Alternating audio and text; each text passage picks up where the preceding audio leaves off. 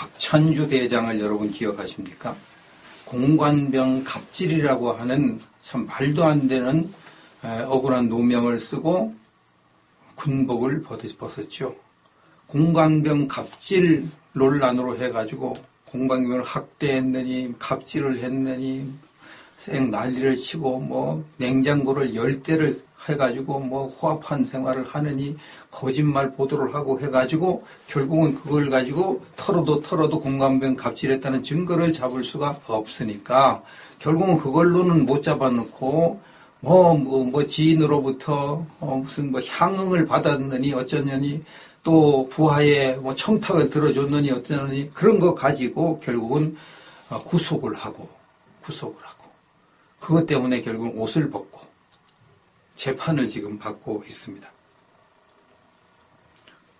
근데 1심 판결에 공관병 갑질 혐의는 무죄. 이거 가지고 그렇게 난리쳐놓고 그 육군 대장을 그렇게 성실하게 나라를 위해서 충성한 육군 대장을 그렇게 망신 주고 쫓아내고 공관병 갑질 대장이라고. 그 혐의 무죄. 패자원 매입업자 곽지한 씨로 대접받은 600여만 원은 무죄. 184만 1,600원만 유죄. 600원 한 800몇 얼마를 받았는데 나머지는 다 무죄래요. 나머지 곽지한 씨로부터 800여만 원의 대접을 받았는데 10여 년 동안인가요? 10여 년 동안 대접을 받았는데 184만 원 1,600원만 유죄고 나머지는 무죄래요. 박찬주 대장이 뭐 군수품을 빼달린 뭐 혐의가 있다. 무죄. 박찬주 대장의 부인 냉장고가 10대 갔다. 전부 다 허위 보도. 그래서 박 대장은 지금 1심의 판결을 불복해서 항소를 준비하고 있다고 하고요. 그래서 조선일보 기자가 이 곽재한 씨를 만났습니다. 52살이네요. 곽재한 씨를 만났습니다. 도대체 곽재한 씨로부터 대접을 받은 것이 유죄라고 하는데 내용이 어떻게 되는지 한번 들어봅시다. 그래서 그 184만 원어치 향응, 즉 대접을 이제 박 대장이 했다고 저렇게 유죄를 해가지고 저렇게 한 재판을 하는데 도대체 그게 뭐냐고, 184만 원을 어떻게 준 거냐고 하니까 이렇게 대답을 합니다. 그 당시 박 대장이 제2작전사령관이었는데 2016년 5월부터 같은 해 6월까지 4차례 밥을 먹고 여행을 갔다는 겁니다. 3번은 같이 밥을 먹고 1번은 부상 여행을 갔다 왔다. 이렇게 그걸 가지고 이제 향응을 했다, 뇌물을 줬다 이런 식으로 한다는 겁니다. 그런데 이분은 이러면 나는 5월 이전에도 박 대장과 밥을 먹었고 6월 이후에도 먹었고 내가 박 대장과 밥을 먹거나 여행을 가거나 해서 낸 돈이 20차례가 되는데 그 합치면 760만 원 뭐 이렇게 되는데 딱 4차례만 향으로 내가 이렇게 많은 돈을 줬는데 760만 원이라는 돈을 줬는데 왜 나머지 돈은 뇌물이 향응이 아니고 왜 딱 요 4개만 향응이라고 하느냐? 응? 이게 좀 이상하지 않느냐? 이렇게 얘기합니다. 그럼 왜 박 대장과 함께 밥을 먹고 여행을 갔느냐? 이렇게 물으니까 내가 이제 박 대장과 함께 밥을 먹고 여행을 간 부산 여행하고 4번 밥 먹고 그것이 이제 제5 군수지원사령부와 이제 군 폐기물 이제 불용물이라고 그래요. 그 폐기물 고철 그것을 내가 입찰 받아가지고 낙찰을 받은 그 기간에 이제 박 대장과 3번 밥 먹고 1번 여행 간 거 그게 이제 결국은 이 군수지원사령부에 이제 낙찰을 받은데 이제 영향을 준 뇌물이다, 향응이다 이렇게 했다는 겁니다. 그런데 나와 찬주 형은 이 박찬주 대장 형이라고 그래요. 찬주 형은 10년 동안 만난 사이고 밥도 자주 먹고 뭐 해수욕장 경포대 해수욕장도 피서간 적도 있고 친형제처럼 이렇게 지내왔다고 합니다. 가족끼리도 친하고 그렇게 한다고 그러고요. 그래서 가족이 만나서 같이 밥 먹은 적도 많고 여행도 같이 다닌 적도 많다. 만약 내가 그 제5군수사령부와 이렇게 계약을 할 때 낙찰을 받을 때 내가 찬주 형의 이제 박찬주 대장의 도움을 받으려고 하면 뭐하러 가족들 다 모인 데서 내가 이렇게 돈 봉투를 주고 뭘 하고 하겠느냐. 그냥 몰래 만나가지고 단둘이 만나가지고 대접하고 돈 봉투 주고 그렇게 할 것이지. 그럼 내가 왜 그렇게 가족들까지 다 모여가지고 그렇게 하겠느냐. 그때 네 번, 세 번 밥 먹고 한 번 여행 가고 그럴 때는 뭐 우리 부부도 있었고 전속 부관도 같이 갔다. 그리고 그 부인들 운전사도 다 같이 있어. 운전사. 박 대장 운전사도 다 같이 있었다고 그래요. 어떤 때는 우리 아들도 같이 갔다고 그러고요. 그래서 마치 계모임 하는 것처럼 이렇게 같은 뭐 아주 완전 친형제보다 더 친하게 지내니까 이렇게 지냈다고 합니다. 그런데 그걸 왜 향응이라고 하느냐. 이렇게 이야기를 하죠. 그래서 이 기자가 물었어요. 그러면은 그 부관 그리고 그 뭐 운전관 그런 사람들 같이 밥 먹는 건 좀 이상하지 않느냐. 그러니까 아니 사령관 옆에 24시간 붙어 있는 사람들이 부관이고 운전관인데 그 사람들을 놔두고 우리끼리 밥 먹는 게 말이 되냐. 그리고 박 대장 그런 거 이제 절대 싫어하는 사람이고 그래서 우리가 같이 다 밥을 먹었다는 거죠. 응? 그래서 10년간 우리가 서로 이렇게 친형제처럼 지냈는데 그게 뭔 잘못이냐고 이야기를 합니다. 그리고 또 이렇게 그럼 또 이제 숙박비 있어요. 뭐 식사비를 이제 본인이 이렇게 많이 냈는데 왜 그렇게 많이 냈느냐 이렇게 얘기하니까 첫째 박 대장은 이제 군인이고 군인은 나보다 돈 못 버니까 내가 돈 더 잘 버니까 그러니까 내가 냈다. 그리고 또 하나는 내가 박 대장으로부터 돈을 많이 빌려서 썼다. 어떤 데는 찬주 형이 3천만 원씩 빌려주고 또 갚고 또 돈이 없으면 뭐 은행에서 빚을 내서도 나에게 주고 그렇게 박 대장이 자에게 잘했다. 그래서 내가 이자를 드리겠다고 그러면 절대 난 이자를 안 받는다. 이자를 받으면은 우리 사이는 오래 못 간다. 그래 난 절대 내 이자 받자고 하는 게 아니고 너를 도와주기 위해서 내가 그런다. 내가 우리 군 선배의 이렇게 갑자기 돌아간 선배의 아들이니까 내가 너를 도와주기 위해서 그런다. 이렇게 하면서 이자를 절대 안 받았다고 합니다. 이자를. 근데 뭐 이자를 뭐 어마어마하게 받았다고 막 뒤집어 씌우고 막 그렇게 했었죠. 그러니까 내가 뭐 보답할 게 뭐 있냐고. 이렇게 돈도 이자도 안 받고 이렇게 현재도 한 억대 돈을 지금 빚을 지고 있는 것 같아요. 이렇게 내가 자기 돈도 아니고 친척들 돈도 다 끌어다 이자도 안 받고 이렇게 빌려주는데 내가 여행 가는데 돈 밥이나 사고 그래야지. 그게 무슨 향응이냐고 이렇게 얘기를 합니다. 그러면 나만 밥값 낸 게 아니고 어떤 때는 박 대장이 내기도 하고 어떤 때는 막 부관이 몰래 참모가 몰래 내가지고 박 대장하고 나랑 뭐라 그런 적도 있고 그런 적도 있다. 나만 계속 밥 사면 그게 되겠느냐. 때로는 박 대장도 사고 그랬다고 이야기를 합니다. 그럼 박 대장 언제 만났느냐 이러니까 2008년에 만났다고 그랬습니다. 2008년. 그때 자기 아버지가 여행을 가다가 갑자기 육사 8기, 육사 11기인 아버지가 2007년에 일본 여행 가다가 갑자기 돌아가셨는데 그 장례식에 그때 국방장관 이상희 장관이 오지를 못하고 박찬주 군사보좌관을 대신 보냈다. 그때 박찬주 대장이 육군 준장이었대요. 그때 와가지고 이렇게 보고 얘기를 하다 보니까 이제 군 선배 아들인데 열심히 살려고 노력한다. 그래서 아주 자기를 대견하게 여기더라는 거죠. 그때부터 이제 친해져서 부부 동반으로 자주 만났다고 합니다. 박 대장과 이제 아주 친하게 된 계기가 있다고 들었는데 어떻게 그렇게 친하게 됐느냐? 그러니까 2012년이라고 그러는데 2012년 곽재환 씨의 둘째 아들이 중학생일 때 갑자기 이제 중병에 걸려서 사경을 헤매고 몸이 말라서 뼈만 남고 머리가 계속 아프다고 했다고 하죠. 서울대병원 응급실로 갔는데 병원에서 못 고친다 그러더래요. 못 고친다. 불치병이다. 의사들이 오늘 밤이 고비다. 마음의 준비를 하라 그러더래요. 참, 중학생이 이렇게 갑자기, 오늘 밤이 고비라고 그러니 얼마나 기가 막혔네요. 그때, 목사님이나, 이분이 교회 다니라고, 목사님이나 부모 형제보다도 그 찬주 형이 먼저 떠오르더래요. 박찬주 형이 먼저 떠오르더래요. 그래서, 그거는 떠올린 이유 중에 하나가, 여기, 둘째 아들이 꿈이 군인이래요, 군인. 군인이면 이 박찬주 장군처럼 되면 좋겠다. 그래서 그때 더 그랬다고 그래요. 그래서 이제, 찬주 형이 서울에 이제 참모로 있었는데, 그래서 연락을 했대요. 연락을 했는데 군복을 입은 채로 달려왔더래요.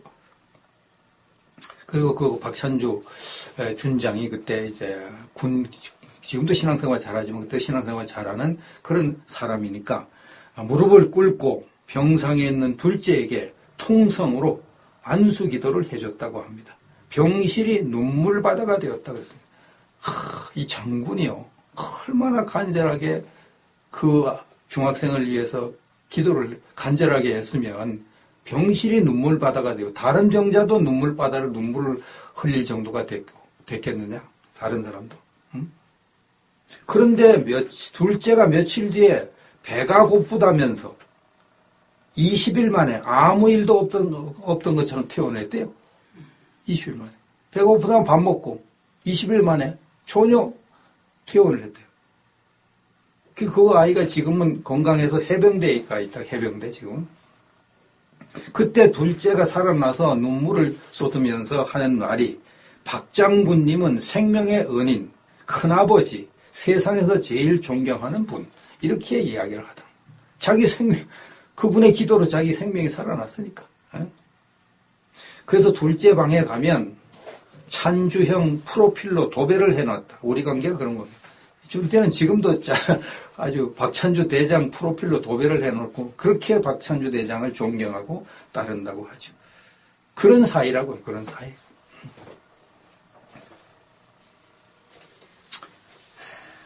그런 그 당시에 제2작전사령부의 예하부대인 5군수사령부 거기에 이제 이 곽지한 씨가 낙찰을 받았는데 그 낙찰을 받은 게 제2 작전사령관이 박찬주 대장이니까 자기 예하부대 군수사령부니까 거기에 영향을 줬을 거 아니야. 낙찰을 받는데 이렇게 하니까 그게요. 옛날에는 사령관이 그냥 누구하고 수의계약해 이러면 되지만 요즘은 누구도 낙찰 받는데 입찰하는데 관여를 못하게 돼 있대요. 그래서 이제 입찰하는 대로 돈을 이제 하는데 만약 내가 100원 쓰고 기자님이 101원을 썼다. 그럼 기자님이 낙찰을 받는다는 거예요. 낙찰을 받는다. 이렇게 얘기를 하고 나는 거기뿐만 아니라 제5군수사령부뿐만 아니라 육군도, 해군도, 한국철도공사, 철도도시공사, 심지어 학교 여기에서 하는 폐품, 불용품 여기에도 난 다 낙찰을 다 다닌다는 사람이죠. 그래서 나는 이렇게 낙찰을 하고 또 그 입찰을 할 때는 그 입찰 그 시스템대로 돌아가기 때문에요. 그건 누구도 대통령도 그건 관여를 못 한대요. 그대로 그 컴퓨터로 그대로 딱 처리를 해버리기 때문에 관여를 못 한다고 이야기를 하고 그리고 제5군수사령부가 제2작전사령관 예하부대라는 것을 나는 이번에 재판하면 알았다고 그래요. 재판. 그게 박찬주 대장 예하부대인 줄 자기는 모르고 그냥 했다고 이렇게 얘기를 합니다. 그렇게 했기 때문에 내가 그 입찰을 받을 때도 예전과 똑같이 박찬주 대장과 같이 만나서 밥 먹고 놀러가고 여행을 간 거지 무슨 내가 입찰을 받으려고 그런 게 아니라고 이렇게 이야기를 합니다. 그 다음에 이제 이 법원이 부하장교에 청탁을 들어줬다. 박찬주 대장이. 그 김영란법을 위반했다. 이렇게 했는데 그건 어떻게 된 거냐. 그러니까 그 부하장교가 아버지가 6.25 참전용사고 국가유공자인데 한쪽 폐가 없어서 사경을 헤매게 됐다는 겁니다. 그리고 어머니가 간병을 하다가 대퇴골이 부러져 가지고요. 거동을 못하고 그래서 그 부하 장교가 야, 이거 제대 신청을 하고 내가 가서 아버지 어머니를 모셔야 되나? 응? 내가 아버지 어머니 계신 곳 옆에 부대로 가서 근무하면 내가 제대로 안 하고 할 수 있는데 그 고민을 하다가 박찬주 대장에게 문자 메시지를 보냈대. 내가 이런 사정인데 좀 어떻게 선처를 해줄 수 없냐 그러니까 그 박찬주 대장이 그 문자를 보고 인사참모에게 그대로 보여주고 이거 어떻게 좀 선처를 좀 해주라고 지시를 했대. 그래가지고 그 부하가 이제 그 아버지 어머니 있는 근처 부대로 이동을 하게 됐다는 거지요. 그게 무슨 인사청탁을 받아고 거기에 무슨 뭐 뇌물을 받은 것도 아닌 인사청탁을 받아 봐준 것도 아니고 그 부모를 무슨 공경하기 위해서 그렇게 해야지. 어차피 하는 군대 생활인데 그렇게 하기 위해서 아니면 제대를 해버리려고 하니까 그 너무나 그 군인으로서는 너무 희생이잖아요. 응? 그러니까 그 정도도 못 봐줍니까? 이게 우리 군대는 눈물도 피도 없는 군대입니까? 응? 문재인이가 거기 작전사령관에 있으면 그런 거 안 들어줬겠습니까? 응? 그래서 참 자기 볼 때는 곽지한 씨는 자기 볼 때는 너무 답답하다. 응? 이렇게 이야기를 하고 있습니다. 그리고 또 기자가 물었어요. 그러면은 곽지한 씨는 무슨 처벌 같은 거 받았습니까? 난 조사 전혀 안 받았습니다. 근데 내가 생각해도 내가 이런 말을 하면 또 이거 얘기했다고 또 내가 무슨 불이익을 받을지 모르지만 이거 할바를 내야겠다고. 아니 도대체 뇌물이고 향응이면 향응 준 뇌물 준 사람도 처벌하고 받은 사람도 처벌하는 거 그게 법인데 왜 나는 가만 놔두고 박찬주 대장만 저렇게 하냐고. 응? 그게 뇌물이면은 나도 잡아가야지. 이렇게 얘기를 하는 거 맞는 말이거든요. 응? 참, 이 판사도 볼 때 어쩔 수 없이 유죄로 무죄 판결하면 자기 이제 박살 나니까 그렇게 했을 것으로 여겨지는 것이죠. 그래서 이제 박찬주 대장 만난 적이 있느냐? 그러니까 만난 적이 한 번도 없다. 내가 당장 찾아가서 같이 미안하다 그러고 뭐 같이 울고 싶고 이렇게 했는데 한 번도 만나지 못하고 오해받다면 만나지도 못하고 있다고 1년 동안 못 만났다고 이야기를 하고 그냥 우리 아내들끼리 그 박찬주 대장 부인과 이렇게 통화를 한 거 보면 거의 폐인처럼 생활을 하고 있고 두문불출을 하고 가끔 가다가 밖에 나가면 산에 올라갔다가 내려오고 이렇게 이야기를 하고 있고요. 내가 10년간 지켜봐온 인간 박찬주는 따뜻한 형과 아버지 같은 사람이었고 군인 박찬주는 감히 메가더 장군에 비교할 만큼 참된 군인으로 선비 학자처럼 결백했다. 공관병에게 갑질을 할 만한 사람이 아니었다. 먼 훗날 역사가 말해줄 것이다. 이렇게 인터뷰를 했고요. 곽지한 씨가 이제 법원에 낸 진술서 있습니다. 진술서를 보겠습니다. 찬주 형은 참 따뜻한 분입니다. 자상하고 배려심이 많은 분으로 소문나 있습니다. 부하들에게도 반말하지 않고 존중합니다. 참, 부하들에게도 반말을 하지 않는다는 건 참 훌륭하네요.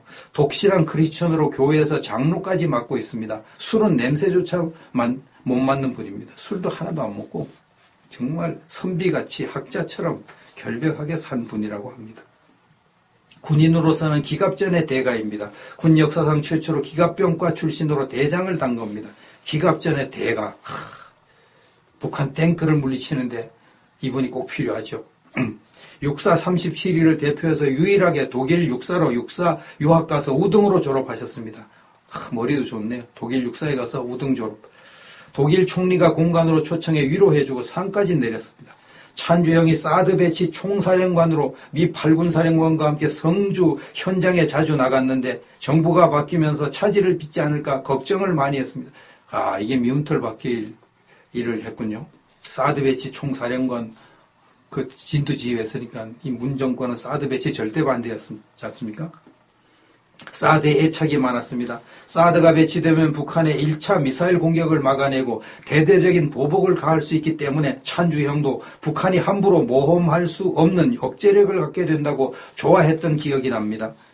가끔 형을 만나러 가보면 공관병들과 농담도 주고받고 굉장히 편안하게 해준다는 인상을 받았습니다. 공관병들도 사령관님을 무척 따랐습니다. 형수님도 좋은 분입니다. 어쩌다 저희 부부와 밖에서 식사 후 공관에 들어갈 때 형수님은 항상 치킨 햄버거 가게에 들러서 공관병들에게 줄 음식을 사가지고 갔습니다. 항상 그랬다는 것이 정말 중요하죠. 그러니까 박찬주 대장이나 박찬주 대장 부인은 정말 좋은 사람들이죠. 정말 양심적이고 진짜 신실한 기독교인인데 완전히 아주 그냥 비열한 사람으로 언론이 만들어 놨습니다. 돼지갈비를 먹을 때 형수님은 밥 드시면서 한쪽에서 고기를 구워서 도시락에 싸가지고 공관병에 갖다 줍니다. 정말 이런 대장 부인이 어디 있습니까? 내가 공관 정원에서 바비큐 한 번 얻어먹는 게 소원이었는데 한 번도 그러지를 못했습니다. 공관병들 힘든 게 하지 말고 나가서 먹자고 했습니다. 공관 정원에 가서 바비큐 구워 먹는 것도 특이한 경험이니까 그거 좀 한번 먹어야 돼. 절대 허용을 안 해요. 진짜 군인 중에 군인이네요. 공관병 생일 때는 공관 식구들, 전속, 부관, 운전관, 공관장, 공관병 3명, 가끔 헌병, 경호팀 다 밖에 나가서 생일 파티를 하고 공관병이 생일을 당하면 생일 파티를 밖에 나가서 해야죠. 공관병이 휴가를 갈 때는 여비와 부모님 갖다 드릴 선물까지 챙겨준다고 들었습니다. 제 아들도 군대 가서 고생하고 있을 텐데 부러웠습니다. 갑질 의혹이 언론에 불거질 당시 TV를 보면서 이거 꿈이겠구나 이런 생각이 들었습니다. 상상할 수 없는 내용들이 나왔습니다. 박찬주 대장은 진짜 군인 중에 군인이고 이렇게 훌륭한 군인이 없는데 그 박찬주 대장의 그 친구들도 다 그러더라고요. 박찬주는 그럴 사람이 절대 아니라고 얘기를 합니다. 근데 왜 이렇게 됐습니까? 문 정권이 싫어하는 일을 앞장서서 했습니다. 앞장서서. 첫째는 기독교 장로로서 문 정권이 싫어하는 일을 군 복음화를 힘쓴 분으로 유명하죠. 이게 결국은 미움털이 박혔을 것으로 추정이 되는 거죠. 문 정권이 동성애 합법화를 지금 밀어붙인 거 보십시오. 이 군 복음화를 힘쓰는 박찬주 대장이 얼마나 미웠겠습니까? 그러니까 찍어내려고 할 수밖에 없는 그런 상황일 것이다. 이렇게 말을 하죠. 그래서 갑질 군인으로 몰아가지고 결국은 갑질한 것이 드러나지 않으니까 탈탈 털어서 향도 아닌 것을 향이라고 엮어가지고 구속을 했을 것으로 보여지고요. 두 번째, 박찬주 대장이 문정권이 아주 싫어하는 반복군이에요. 반복군. 사드 배치 그렇게 열성. 문정권은 사드를 절대 한나라면 안 된다고 하는데 거기에 열성을 하고 미움털이 바뀌었을 거죠. 박 대장 이런 군인이 있어야 되는데 이 억울함을 먹고 군대 복귀를 해야 되는데요. 정말로 이 억울하게 제대하고 한 것은 다 무효시키고 군대 다시 복귀시켜야 되는 거 아닙니까? 그 박 대장 부부를 억울하게 한 자들을 반드시 이거 심판해야 되지 않겠습니까? 언젠가는 다 해야 됩니다. 언젠가는 다 해야 됩니다. 참 하나님은 공의로운 재판장이시니까 하나님의 심판을 믿고 기다리다 보면 분명히 박 대장에도 좋은 날이 올 텐데 한 가지 걱정되는 것은 두문불출한다는 거. 이런 경우는 우울증에 걸리기 쉽고요. 우울증에 걸리면 정신적으로 이게 타격을 입고 안 좋습니다. 안 좋습니다. 울분을 풀어야 됩니다. 울분을 풀어야 되죠. 울분을 다 풀어내야만 그 원수들을 진심으로 용서하고 축복할 수가 있고 그래야 자기도 삽니다. 원수들이야 어차피 회개 안 하면 처벌을 받으니까 그래도 용서는 해야 되거든요. 그런 용서를 해야 되는데 참 용서를 하려면 다윗과 같이 욥과 같이 너무 억울한 일을 당하면 막 토설을 해야 되거든요. 토설을. 그런데 우리 한국교회는 토설을 안 가르친 게 문제입니다. 다윗의 토설을 한번 볼까요? 시편 109편 8절 9절 그의 연수를 짧게 하시며 그의 직분을 타인이 빼앗게 하시며 그의 자녀는 고아가 되고 그의 아내는 과부가 되며 그의 자녀들은 유리하며 구걸하고 그들의 황폐한 집을 떠나 빌어먹게 하소서. 다윗이 너무나 억울한 일을 당해가지고 그놈 빨리 죽게 해달라고 기도를 하고요. 직분을 다른 사람이 빼앗아가게 해달라고 하고 그 자식이 고아가 되게 해달라고, 아내는 과부가 되게 해주시고, 그 자식들은 거지가 되게 해달라고, 그래야 내 분이 풀리겠다고 토설을 했습니다.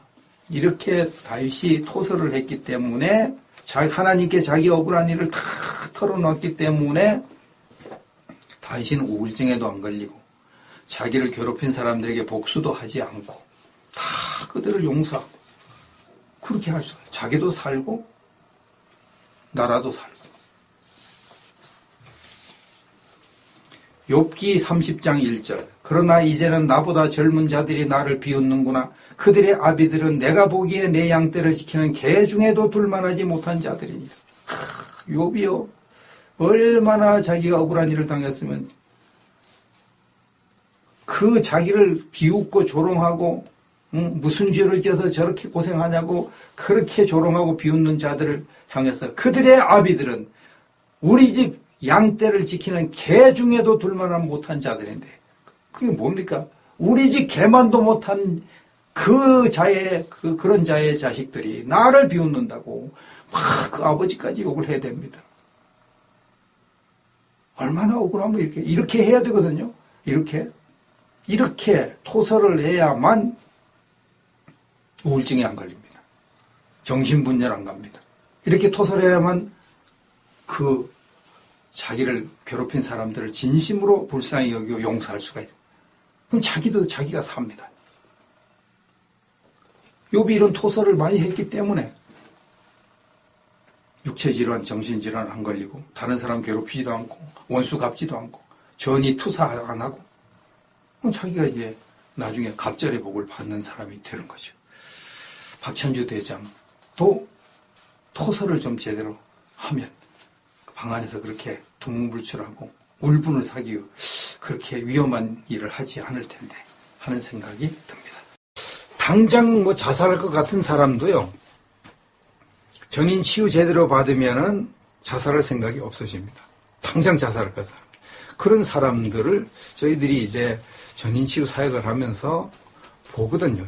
전인 치유를 하고 달라지고 자살 직전에 있는 사람도 전인 치유 제대로 받으면 자살 안 합니다.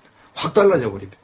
당장에 사람을 죽일 것 같은 살인적인 분노를 가진 사람도 그 속에서 악한 영이, 죽음의 영이 그렇게 하거든요. 근데 그 악한 영을, 죽음의 영을 추방해버리면 사람이 싹 달라져가지고 완전히 정상적인 사람이 됩니다. 당장 이혼할 것처럼 막 부부싸움을 하고 이번 전인 치유 받고 와서 그래도 안 되면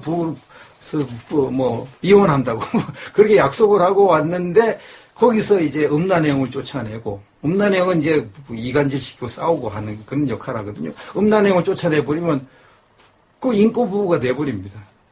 그렇게 막 싸움을 하고 막 당장 이혼하자고 그런 사람도 그렇게 악한 영이 교활합니다. 입만 열면 거짓말하던 그런 사람들도 이제 거짓말하는 영을 쫓아내버리면 정직한 사람이 됩니다. 그래서 이 전인 치유가 중요하고 축사가 중요하죠. 근데 목회자들은 반드시 전인 치유를 할 줄 알아야 됩니다. 성도들도 그래야 됩니다. 악한 영을 추방할 수 있어야 되고 전인 치유를 할 수 있어야 됩니다. 그래야 최소한 자기가 당하지 않고 가족들이 당하지 않고 자기가 아는 사람들을 제대로 인도할 수가 있습니다. 근데 한국 교회는 대부분 목회자들이 전인 치유 모릅니다. 저도 한 10여 년 전까지 전인 치유 몰랐거든요. 전혀 몰랐습니다. 성도들은 말할 수 없이 모릅니다. 근데 또 한 가지는 이제 전인 치유를 모르는 상태에서 치유 사역을 하는 분들, 악한 영을 쫓아내는 분들이 있습니다. 그런 분들을 보면 전인 치유를 모르면은요, 치유 사역을 하는데 영적 무장을 제대로 안 해가지고, 영적 무장이 얼마나 중요한 것인지 치유 사역을 해보면 아는데 그걸 몰라서 영적 무장을 안 하고 악한 영을 쫓아내다가 가족들이 악한 영에게 공격을 받아요. 쫓겨난 악령들이 가족에게 들어갑니다. 심지어 전인 축사한 그 사역자에게 악한 영이 들어가서 고생을 하는 경우도 제가 직접 봤습니다. 치유를 하면서. 전인 치유 사역 많이 해서 귀신 많이 쫓아냈다고 그래요. 수도 없이 쫓아낸대요. 근데 그분 속에 귀신이 있어가지고 고생하고 축사 사역을 저도 해주고 그랬습니다. 그렇게 악한 영의 세계가 무섭습니다. 그래서 이제 저는 이 전인치유가 너무나 중요하기 때문에 모든 성도들은 다 전인치유받고 모든 목회자들은 물론 전인치유를 받아야 된다고 이렇게 생각을 하고요. 물론 또 예외가 있습니다. 뭐 악한 영에게 전혀 다 경건 생활하고 막 자기 나름대로 악한 영을 대적하고 해가지고 이렇게 악한 영에게 해방된 분들도 있습니다. 그런 목회자들도 있고 그런 성도인데 그런 분들은 극소수고요. 극소수고 대부분 다 악한 영에 시달림을 받으니까 대부분 다 전인치유를 받기를 원하고요. 더 나아가서 목회자들은 이 전인치유에 관해서 공부를 해야 됩니다. 공부. 이게 영적 전투인데 군사들만 연구하고 훈련받고 그런 게 아니라 이 전인치유도 영적 전투니까 이걸 공부하고 연구하고 훈련하고 훈련 받아야 됩니다. 제가 해보니까 그래요. 그래서 이런 전인치유를 훈련시키는 치유 영성연구원도 있습니다. 2년 과정으로 이렇게 2주에 한 번씩 혹은 일주일에 뭐 하루씩 이렇게 훈련하는 그런 과정도 있습니다. 그래서 저는 목회자들이 다 이 전인치유 공부를 하기를 원하고 성도들은 전인치유 공부까지는 어렵더라도 전인치유를 꼭 받기를 원합니다. 그렇게 돼서 자기 자신도 악한 영의 집에서 벗어나고 또 가족들도 그렇게 하고 자기가 이렇게 보호해주는 돌봐주는 사람들도 악한 영에서 자유롭게 되고 승리하게 되는 그런 일을 하면 좋겠다 이렇게 생각을 하고요. 그래서 제가 이렇게 체험을 하고 했기 때문에 전인치유를 모르는 목회자는 맹인과 같다. 제가 그렇게 생각을 했거든요. 내가 맹인이었구나. 맹인이 맹인을 인도했구나. 전인치유를 모르는 목회자가 전인치유를 모르는 성도들을 인도했으니까. 그래서 교회 귀신 들린 사람이 오거나 생기면 쩔쩔매고 어떻게 대책이 안 서주고 그런 참 부끄러운 목회를 한 적이 있습니다. 저는 지금 시간이 없고 그래서 하는 일이 많아서 전인치유 사역을 지금 못하고 있습니다. 그러니까 저에게 혹시라도 전인치유를 받고 싶다는 연락을 하지 마시고요. 상담하기도 어렵습니다. 상담하기도 전화가 너무나 많이 와서 상담하는 것도 어렵습니다. 그래서 저에게 문의하지 마시고 제가 추천하고 싶은 것은 우리나라 제일 큰 전인치유센터가 양춘치유센터고 또 거기 가장 짜임새 있게 치유를 하니까 그 양춘치유센터에 문의를 하시기 바랍니다.